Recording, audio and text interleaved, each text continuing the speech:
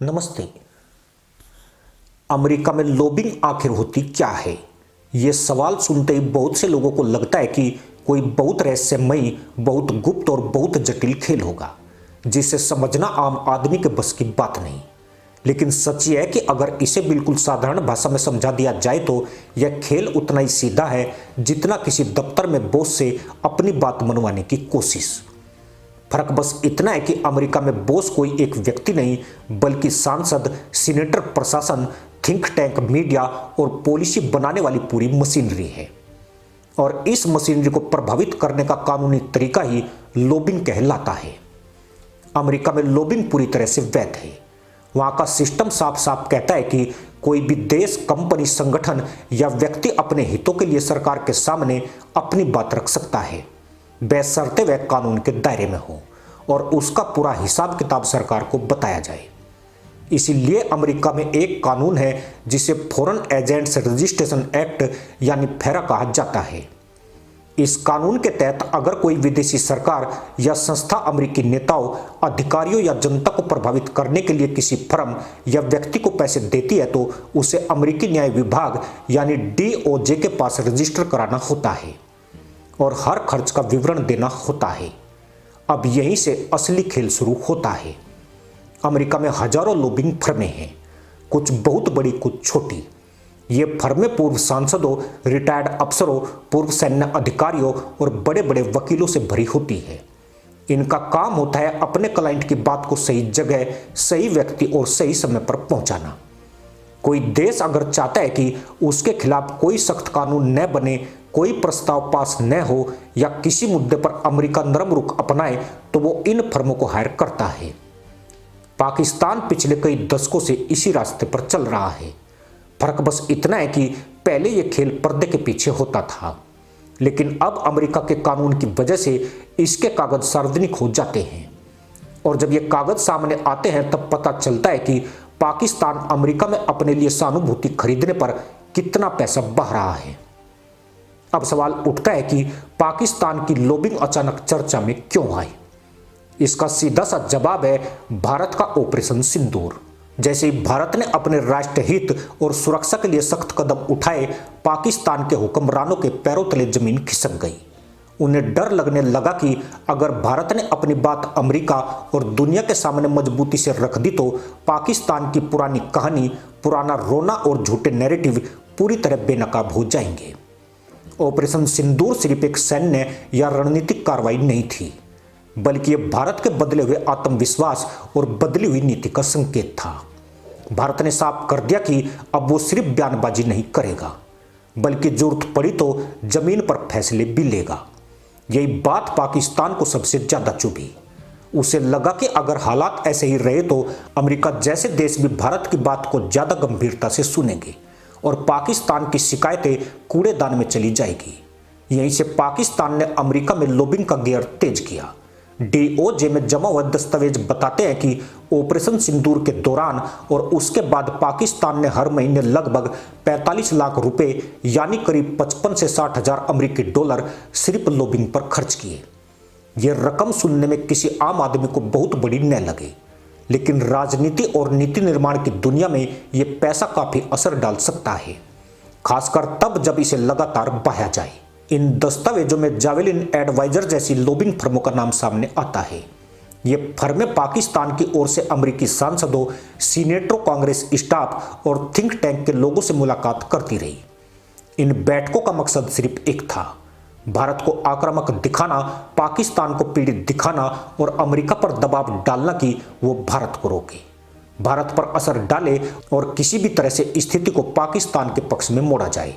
अब सवाल यह है कि लॉबिंग कैसे होती है। इसे समझने के लिए एक उदाहरण काफी है। मान लीजिए अमेरिका की कांग्रेस में कोई सांसद भारत के पक्ष में बयान देता है या कोई प्रस्ताव लाने की तैयारी करता है।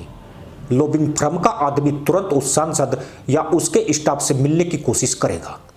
वो उन्हें ब्रीफिंग देगा, कागज देगा, आंकड़े दिखाएगा और भावनात्मक कहानियां सुनाएगा और यह समझाने की कोशिश करेगा कि अगर अमेरिका ने भारत का समर्थन किया तो इससे क्षेत्र में अस्थिरता बढ़ेगी, युद्ध हो सकता है, परमाणु हथियारों का खतरा है और मानवाधिकारों का उल्लंघन हो रहा है, वगैरह वगैरह। पाकिस्तान दशकों से यही नैरेटिव बेचता आया है। फर्क सिर्फ इतना है कि पहले अमेरिका को पाकिस्तान की जरूरत ज्यादा थी। शीत युद्ध के दौर में, फिर अफगानिस्तान युद्ध के समय अमेरिका ने पाकिस्तान को आंख मूंद कर मदद दी। लेकिन अब हालात बदल चुके हैं। अमेरिका को भारत एक बड़े आर्थिक और रणनीतिक साझेदार के रूप में दिखने लगा है। भारत की जीडीपी $4 ट्रिलियन से आगे निकल चुकी है। भारत दुनिया की चौथी सबसे बड़ी अर्थव्यवस्था बन चुका है और आने वाले वर्षों में इसकी भूमिका और मजबूत होने वाली है। यही वजह है कि पाकिस्तान की लॉबिंग अब पहले जैसी असरदार नहीं रही। लेकिन इसका मतलब यह नहीं है कि पाकिस्तान कोशिश छोड़ देगा। ऑपरेशन सिंदूर के दौरान उसकी घबराहट इस बात से साफ झलकती है कि उसने अचानक लॉबिंग पर खर्च बढ़ा दिया। 45 लाख रुपए प्रति माह सिर्फ एक फर्म का आंकड़ा है। इसके अलावा कई छोटे बड़े कॉन्ट्रैक्ट, पीआर एजेंसियां और थिंक टैंक फंडिंग भी चलती रहती है, जिनका पूरा हिसाब आम लोगों के सामने नहीं आता। पाकिस्तान की मजबूरी यह है कि उसके पास अब मैदान में दिखाने के लिए कुछ खास नहीं बचा। उसकी अर्थव्यवस्था कर्ज में डूबी है, महंगाई आसमान छू रही है, विदेशी मुद्रा भंडार कुछ हफ्तों के आयात के बराबर रह गया है। ऐसे में वो अमेरिका को अपने पक्ष में करने के लिए पैसे का सहारा लेता है। ये पैसे भी कोई नई कमाई नहीं, बल्कि कर्ज, विदेशी मदद और टैक्स देने वाले पाकिस्तानी नागरिकों की जेब से निकले हुए होते हैं। ऑपरेशन सिंदूर के बाद पाकिस्तान को डर था कि कहीं भारत अपने पक्ष में अंतर्राष्ट्रीय माहौल न बना ले। इसलिए उसने अमेरिका में यह दिखाने की कोशिश की कि भारत की कार्रवाई से दक्षिण एशिया में युद्ध का खतरा बढ़ गया है। लॉबिंग फर्मों ने अमेरिकी नेताओं से कहा कि अगर भारत को रोका नहीं गया तो हालात बेकाबू हो सकते हैं। ये वही पुरानी परमाणु ब्लैकमेल की भाषा है जिसे पाकिस्तान हर बार इस्तेमाल करता है। लेकिन अब यह भाषा पहले जैसी असरदार नहीं रही। अमेरिका के नीति निर्माताओं को अच्छी तरह पता है कि दक्षिण एशिया में अस्थिरता का सबसे बड़ा स्रोत कौन है। आतंकवाद को पालने पोसने का रिकॉर्ड, चरमपंथी संगठनों को संरक्षण और बार बार किए गए झूठे वादे पाकिस्तान की विश्वसनीयता को काफी नुकसान पहुंचा चुके हैं। इसके बावजूद पाकिस्तान लॉबिंग करता है क्योंकि उसके पास और कोई विकल्प नहीं है। अमेरिका में लॉबिंग उसके लिए आखिरी सहारा बन चुकी है। वो जानता है कि अगर अमेरिका ने खुलकर भारत का समर्थन कर दिया तो अंतर्राष्ट्रीय मंचों पर पाकिस्तान पूरी तरह अलग थलग पड़ जाएगा। इस पूरे खेल में भारत की स्थिति बिल्कुल अलग है। भारत भी अमेरिका में अपनी बात रखता है, लेकिन फर्क यह है कि भारत की ताकत सिर्फ लॉबिंग फर्मों पर नहीं टिकी। भारत की ताकत उसकी अर्थव्यवस्था, उसकी मार्केट, उसकी टेक्नोलॉजी, उसका डेमोग्राफिक लाभ और उसकी रणनीतिक भूमिका है। भारत जब अमेरिका से बात करता है तो वो सिर्फ कागजों और कहानियों के सहारे नहीं, बल्कि वास्तविक सहयोग और वास्तविक क्षमता के दम पर करता है। ऑपरेशन सिंदूर के बाद भारत ने यह साफ कर दिया कि वो अपनी सुरक्षा को लेकर किसी के दबाव में नहीं आने वाला। यही संदेश अमेरिका तक भी पहुंचा। पाकिस्तान की लॉबिंग इसी संदेश से पैदा हुई घबराहट का नतीजा थी। उसे लगा कि अगर उसने अभी शोर नहीं मचाया तो भारत की बात पूरी दुनिया में बिना किसी रुकावट के फैल जाएगी। अमेरिका में लॉबिंग का खेल देखने में भले ही कानूनी और सभ्य लगे, लेकिन असल में ये पैसे और प्रभाव का खेल है। जो जितना ज्यादा पैसा बहा सकता है वो उतनी ज्यादा बार अपनी बात रख सकता है। लेकिन अंत में फैसला सिर्फ पैसों से नहीं होता। विश्वसनीयता, जमीनी सच्चाई और दीर्घकालिक हित ज्यादा मायने रखते हैं। यही वजह है कि पाकिस्तान की लॉबिंग चाहे जितनी तेज हो जाए, उसका असर सीमित ही रहेगा। ऑपरेशन सिंदूर ने यह दिखा दिया कि भारत अब अपने फैसले खुद लेता है और उन्हें लागू करने का साहस भी रखता है।